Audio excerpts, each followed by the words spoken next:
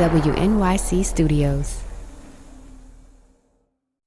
Note to Self is supported by nonprofit Mozilla, dedicated to an internet that works for all the people.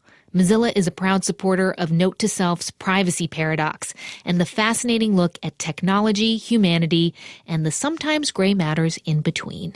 Mozilla.org. Note to Self is supported by Squarespace, launching their new campaign, Make Your Next Move. Make your next move and set new goals this year. Lock down your next move idea with a unique domain and create a website to launch today. Use offer code NOTE for 10% off your first purchase of a Squarespace domain or website. Make your next move with Squarespace. More at squarespace.com. Did you read the New York Times? Yes. New York Observer? Yes. Washington Post? Yes. Have you read Elena Ferrante? Just the days of abandonment. We begin this hour with a look at two faces of the migrant crisis. And the Academy showering The Revenant with 12 Done whole life behind your phone. How gorgeous. 5 months old, Panda Cup, baby. Lara, WNYC. You might think that Mayor de Blasio's plan to build 80,000 units of new affordable housing. Bergdahl walks forward, flanked by Anthropocene. Everybody knows and I feel left off. Girl, you got me down, you got me stressed out. Information overload. It's time to do something about it.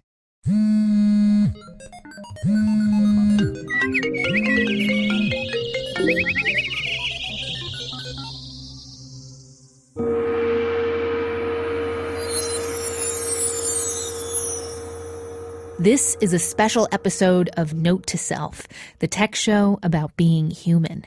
I'm Manoush Zomorodi, and in case this is your first time here, I just want to tell you a little something that happened a year ago. Tens of thousands of our listeners signed up to do the Bored and Brilliant project with us. This was a week of challenges that went way beyond listening to this podcast.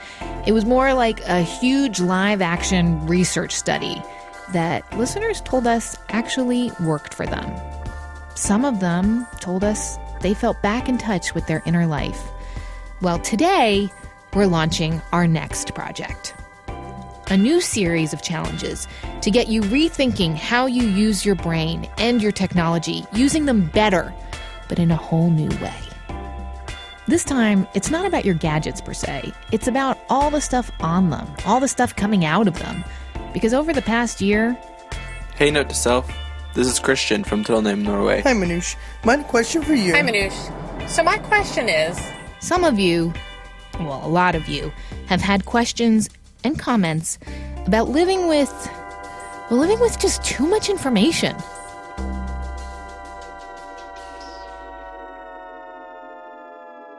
When we wake up in the morning, there's this endless loop of personal emails, text messages, voicemails, work emails, work meetings. My question is about focus and how technology is affecting it. Direct messages, status updates, friend requests from Twitter, Facebook. Do we get stuck in the loop of just browsing at things that make us feel good or look nice, and then we become so overwhelmed with all of the ideas that we just don't do it? What does that do? LinkedIn, Instagram, etc.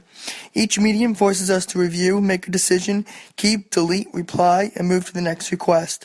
When you finally reach that one day when you feel like you've conquered managing all of your queues, the feeling is short-lived when you fall behind tomorrow. Any help or suggestions? Listeners Denise Galanka, Christian Gendron, and Mark Malizia. Kelsey Lakowski told me she wants to read about everything, from the latest scientifically engineered sugar substitute to an in-depth analysis of Donald Trump's hair. I have a terrifyingly lengthy catalog of bookmarks filed under Read Later and an ever-growing list of podcasts I should listen to, books I should read. It's like a different flavor of FOMO. It's fear of missing out, but missing out on content and on knowledge. Oh my God, Kelsey, I have got it too. Curious people on the internet are like sugar fiends around chocolate, or in my case, Twizzlers. And there's actually a great word for this feeling: infomania. The Oxford Dictionary defines infomania as the compulsive desire to check or accumulate news and information, typically via mobile phone or computer. If you don't feel this compulsion, look around. Chances are someone in your life does, because the average American adult now consumes 12 hours of media a day. No wonder we have so many words to describe the repercussions of infomania. We complain about not having the bandwidth, or we feel maxed out. We suffer from FOMO and information overload. Earlier this month, nearly 2,000 people took the Note to Self Information Overload Survey. And 60% of you said that you feel like the amount of effort you must exert to stay up to date on a daily basis is taxing. Another 15% of you said it's downright impossible. And you told us that information overload, it makes your eyes twitch. It messes up your sleep. 1 out of 3 even said that information overload was affecting their close relationships. 4 out of 5 of you said that you feel like it affects your ability to learn. Well, we've been digging in to find out more about the cultural, psychological, and technological reasons behind information overload. Because before we can do something about it, we really got to understand it, right? So let's start with our anatomy. This is the sound of me being raised into an fMRI machine at the New York State Psychiatric Institute to have my brain scanned for science. She's a pretty great subject in terms of staying still, and she did the task. Doesn't look like she's asleep. Everything we want in a research volunteer. If you've never had an fMRI, it kind of feels like you're being buried alive. I tried my best to be a star research subject. Doing the scanning were Columbia University PhD candidate Raphael Garrity and professor of psychology Daphna Shahami. See, because psychologists have done studies on the negative effects of multitasking and decision fatigue, but the long-term consequences of information overload are unknown. We're going to have you play a computer game, and the computer game is going to involve tests of your ability to learn and remember and make decisions, and we're going to be scanning your brain the whole time you're doing that. This is research that Daphna and Raphael regularly do, but for Note to Self purposes, we came up with a twist. Just so you know, I have tried very hard this morning to enter as little information into my brain as possible. I would get my brain scanned twice that day. Once in the morning when I was rested and fresh, and once at night after a typically long day of swiping and texting and tapping. During both scans, I lay there, staying as still as possible, looking at a screen while magnets swooped over my head, taking pictures of my brain. The question is, what would my brain be up to? What could a day of information saturation, of memes and tweets and texts and opinions and photos and all that stuff that I take in, what would that do to my brain? That's, I think, a really interesting question that you've raised, and I don't think there's really anything out there in the research literature that's asked exactly that kind of question, especially with the focus on the kind of information overload that's unique to this day and age. And our little experiment would hardly be definitive, but Daphna had a guess about what she'd see going on up there. And the main hypothesis I would put forward is that what's going to happen is on a day of heavy overload, exposure to a lot of information, the main thing that's going to be impacted is a decrease in this kind of hippocampal role in flexible reasoning, but the kind of habitual updating will not be affected as much. In non-neuroscientific terms, she expected to see the area of my brain that purposefully makes choices, the hippocampus, it would be less active. And as a result, that would affect my performance. I wouldn't play the game as well. She expected me to do the mental equivalent of walk into a bar at the end of a long day and order the usual. Because when you're tired, your brain is more likely to make decisions based on habit, right? Like, I'll have a glass of Merlot. That's the easiest. In neuroscientific terms, that's using your striatum. Whereas in the morning, I'd be more inclined to think about it first, to learn about all the cool drinks that the bartender could make, and really remember the last time I drank a fuzzy navel and how it was kind of too sweet, and then maybe make a conscious choice to choose a Greyhound instead. That's using my hippocampus. This is kind of a weird example that I just gave you because I don't typically go into bars first thing in the morning, but I think you get my point here. Maybe you actually read Twitter in the morning, while at night you find yourself mindlessly scrolling it. We'll tell you what Daphna found later in the show. It actually was a bit of a surprise. For now, though, let's move on from anatomy to behavior. The effect that computers have on people's attention, their stress, their mood. Gloria Mark is a professor at the University of California, Irvine's Department of Informatics. Well, that sounds pretty cool, doesn't it? When Gloria and her team first started trying to measure how people behave and feel when they spend time online and on computers, her researchers were running around, shadowing people with stopwatches. But holy moly, we react in so many ways, with our brains, with our bodies, to technology. And so accuracy was tough. But then we discovered sensors. We log people's computer and phone activity. We also have people wear heart rate monitors, small lightweight cameras, continual photos, face detection programs, probes, little screens that pop up on your phone. How focused were you right now? Actigraphs, Fitbits, activity, sleep. Probes. Watch out for that word later in the show. I've always wanted to say that. Anyway, Gloria Mark, professor of informatics, puts people through the mill. She measures their every move and interaction with technology.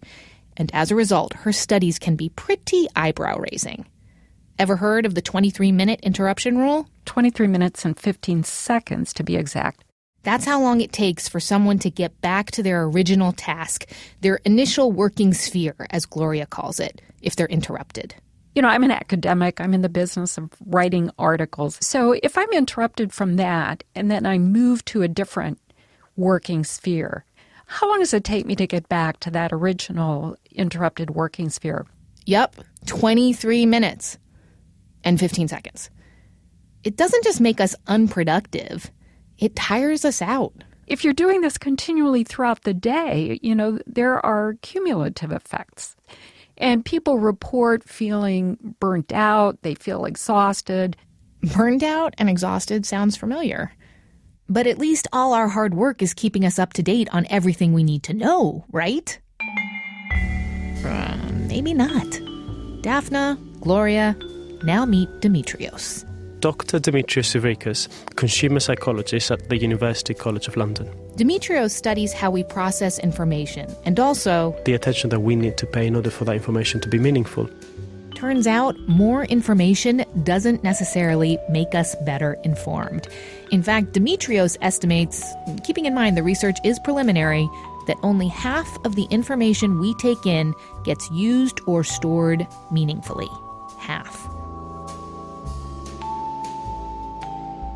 And when I described my specific information overload symptoms, I get locked into a cycle where I want, even though I'm tired and exhausted, I want more. I want to then go online and I'm not even like consuming it. I'm just kind of tapping around and jumping around. What is happening?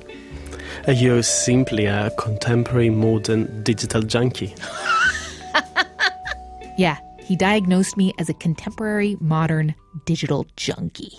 We see that very, very often among people who live in urban areas, in bigger cities. They're starving for information. They're craving information because they feel that that level of information will actually make them better informed. They're keeping up, with friends and family. We're keeping up because they want to be educated. In reality, what a digital junkie is actually doing is overindulging information, and information that's not actually being stored in a meaningful way that can actually contribute to their level of, general knowledge. You got that? Do you live in an urban area? Maybe you're just starving for information. In any case, here's why so many of us feel overloaded. The internet's capacity is limitless. Our brains is most definitely not. In a minute, I'll tell you about the week-long challenge I want you to do with me to see if we can take back some of our ability to learn, to remember, to think more deeply. Plus, what a brain on information overload actually looks like. And also probes. That's coming up.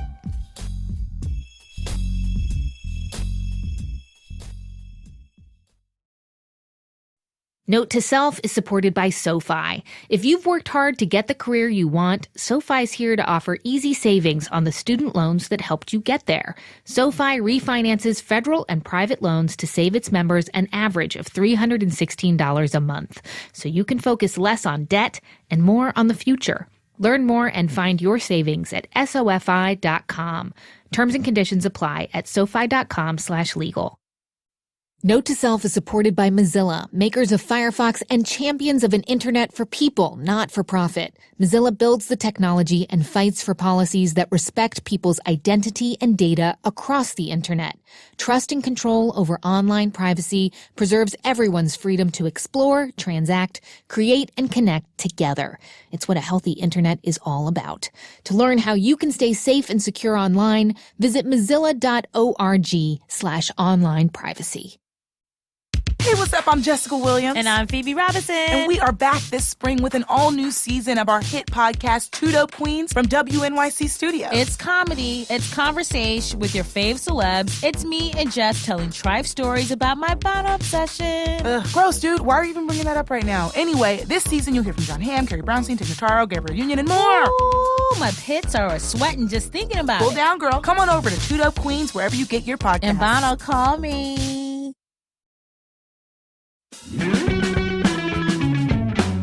Hey, Note to Self listeners, it's Manoush here. I went to visit Stephen Dubner, you know, the guy who does Freakonomics, over at his other fun podcast. Question of the day. We had a blast answering crazy questions.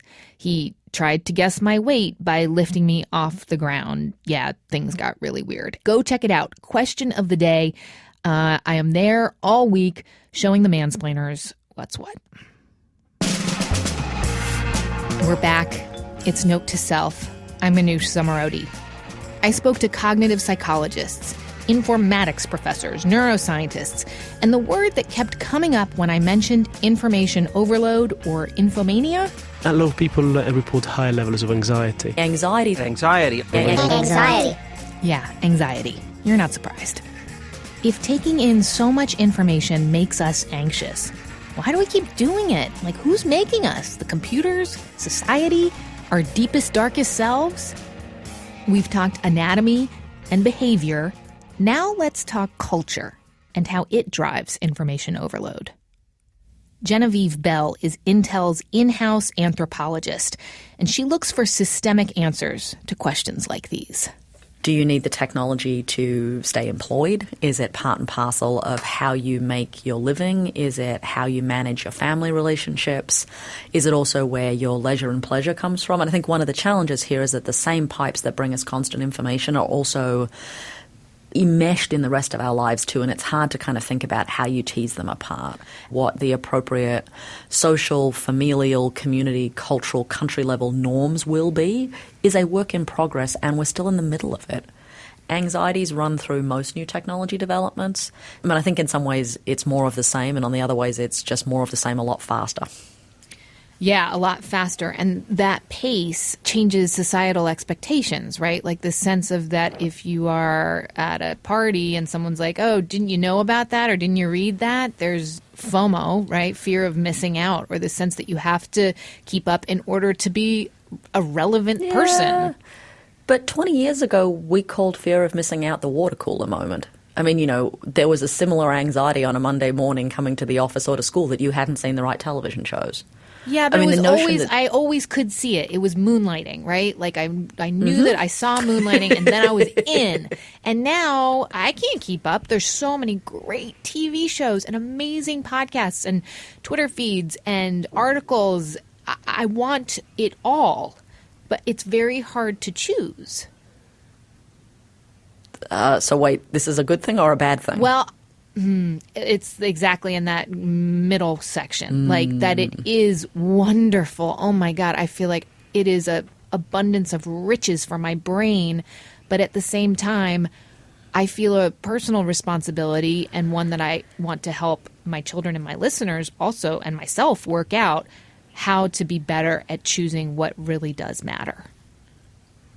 Yeah, and I think you're right to ask the question of where will the rebalancing come, right? I mean, there's this lovely story told, I remember when I was first doing fieldwork in China, by people about what happened when mahjong, which had been banned under the sort of the early years of the party, was unbanned, and there was this wave of mahjong playing that spread from southern China to northern China over the space of a year.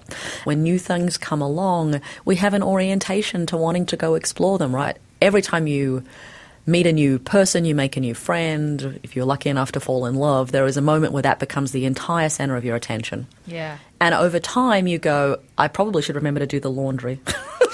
Right. Maybe I should call my mom. Right. And I think, in some ways we're having that moment with the technology, right? Like we have fallen in love with it and it is all consuming. But there will be a moment when we need to put out the trash, go do the laundry, go talk to someone else. And I think where that moment fits and what the choices are we make at that moment will be really telling. How do you start to decide what the most useful things are that this technology does? Okay, wait. Stop. How do you decide what's the most useful thing that this technology does? We need to start asking this question right now. I mean, what are we waiting for? How can we turn our infomania into something less draining and something more magical? Because as we've just learned, lots of information doesn't necessarily make us better informed. Come on, FOMO's for losers. When we take in just the right amount of information, really choose and focus on it, maybe we can do amazing things. I don't know, learn a new language, keep up a deep and lasting friendship, or maybe just relax and enjoy life more. All sorts of things, depending on what you want in life, and depending on if we make it a priority, an information priority. So let's do this. Let's transform our infomania into something Infomagical. Yeah, that's right. We're calling our project Infomagical. Next week, 5 days of challenges to help us organize our overwhelmed brains, to help us think more deeply, more clearly, to focus. 5 tasks that will help you get Infomagical, to make information overload disappear. Okay, here's how it's going to work. First, you need to sign up. So the minute this podcast ends, go to wnyc.org/infomagical. You'll be asked to choose an information goal. That goal should reflect what you really want to get out of all the information you consume. It's kind of like creating your own filter. Decide what you want all that information to do for you. I mean, let's try it right now, okay? Finish this sentence. I want all the information I consume next week to make me more creative. I do. That's my goal. But maybe you want to be more up to date about current events, the news. Or maybe it's time you got more connected with friends and family. Maybe you want to be more knowledgeable about a certain skill or subject. Perhaps you just want to be more in tune with yourself. It's up to you. Listen to your gut. Choose one of the 5 goals that we've identified. Neuroscientists, by the way, would call this sticking to a schema. And this schema or goal is going to keep you from falling down information rabbit holes during Infomagical Week. If you do need some guidance in terms of choosing a goal, we've got a really fun online personality quiz that will help you decide. And once you've picked a goal, oh my God, I am totally gilding the lily here, but okay. Once you pick a goal, you'll get a specially created corresponding emoji. That's right, folks. Note to self emojis. Mine has rainbow lasers shooting out of its eyes. Yeah.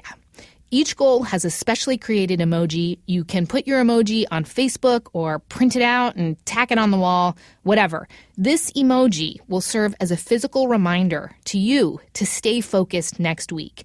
It is your emoji note to self. Crazy freaking awesome, right? I mean, I think I might just spontaneously combust. I'm so excited. Basically, we want to see if setting an information goal leads you to feel less information overload. And what happens when you change your behavior in various different ways. The tasks that we've designed for you to do next week have been neuroscientifically, cognitive psychologically approved and will be mostly ridiculously fun. Every day we'll text you and you'll be able to text us back with how you're feeling, how it's going. These messages will act as research probes, as Professor Mark called them. You can see the plan online at wnyc.org/infomagical. But I truly do think that Challenge Week will change the way you think, the way you live with your technology, with all that information. Okay, I think that's enough information now about Infomagical.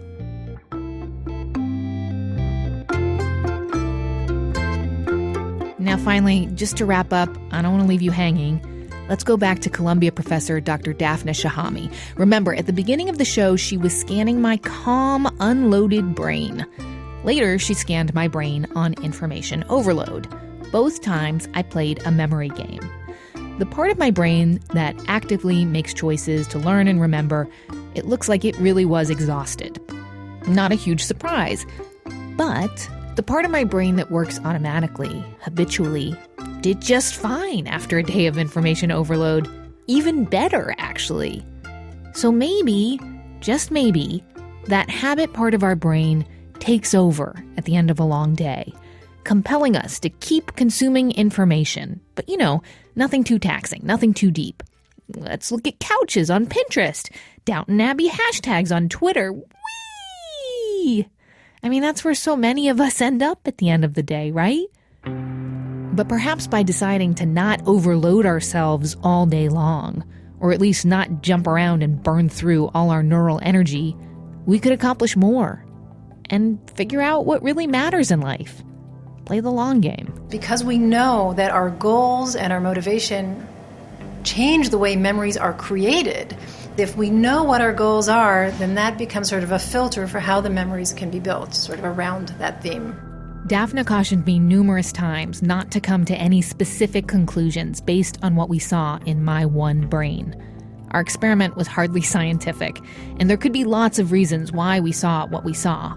But I think you gave us an idea for a study. I think we should do it. I think people have asked questions about stress and different learning systems, which are interesting. I think you raise interesting questions about overload. Cool. You can see the video and more about the cognitive tests that I played while I got my brain scanned at wnyc.org/infomagical. Okay, enough. Time to stop listening.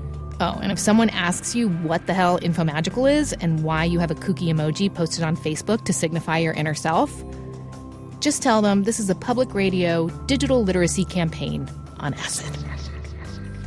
Okay? Note to Self is a production of WNYC Studios. The team includes Jen Poyant, Ariana Tobin, Joe Plord, and Amy Eason. I'm Manoush Zomorodi. It's like, I've drunk the Kool-Aid when that's my fantasy, right? That I have big folds and an amazing striatum.